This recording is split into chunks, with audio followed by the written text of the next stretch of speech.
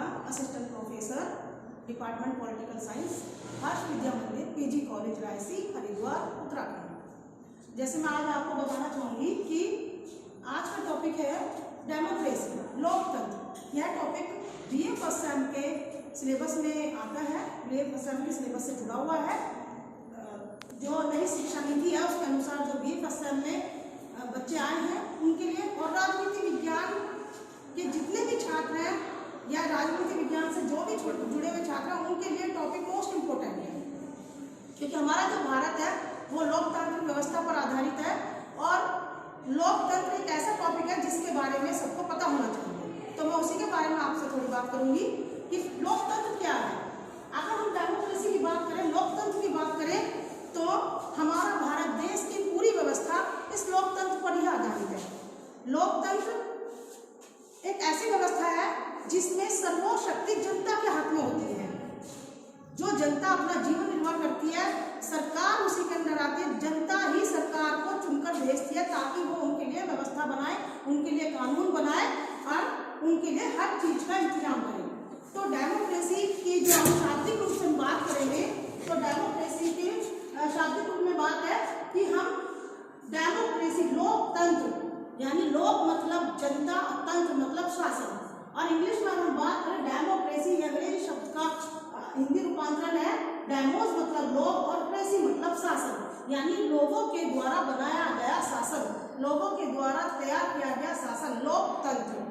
तो इसी में हम इसकी परिभाषा में इतना ही कहना चाहेंगे कि इसकी जो परिभाषा है अन्य विद्वानों ने दी है, बहुत सारे विद्वानों ने अपने अपने तरीके से बात की है, लेकिन जैसे सीधे बात करते हैं कि जो लोकतंत्र है वो शासन के कार्यों से जुड़ा हुआ है।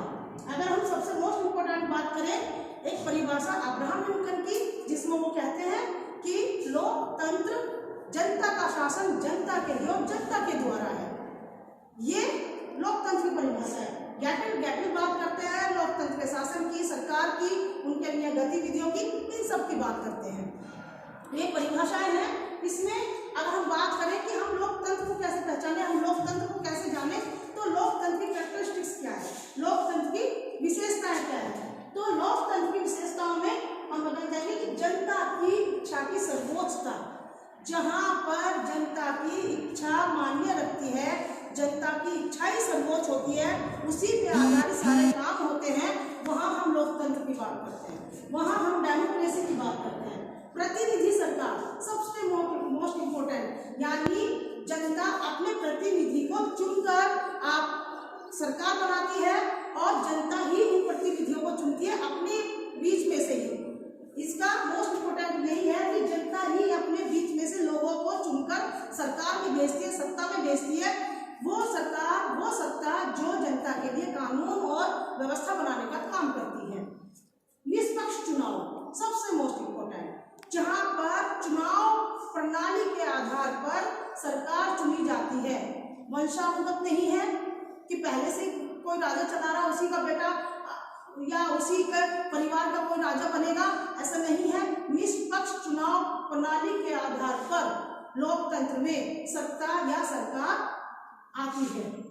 व्यस्त मताधिकार, यहाँ पर एक व्यस्त मताधिकार मतलब ऐसा नहीं है कि यहाँ पर ऐसे हम बात करें कि कोई भी आकर उसको सरकार को चुन लेगा, तो इसमें एक व्यस्त मताधिकार की आयु रखी गई है कि 18 साल से ऊपर जब बच्चे की बुद्धि परिपक्व हो जाती है, समझने लायक हो जाती है, वहाँ हम व्यस्त मताधिकार की बात करते हैं। 18 साल से ऊपर का ही व्यक्ति वोट डालने की स्थिति में आता है और उसमें वोट डालने का अधिकार दिया जाता है, वहाँ व्यस्त मताधिकार। ये डेमोक्रेसी की मोस्ट इम्पोर्टेंट एक परिभाषा है, एक विशेषता है। संवैधानिक सरकार जो संविधान के आधार पर काम करती है, ऐसी सरकार पूरे लोकतंत्र में काम करती है।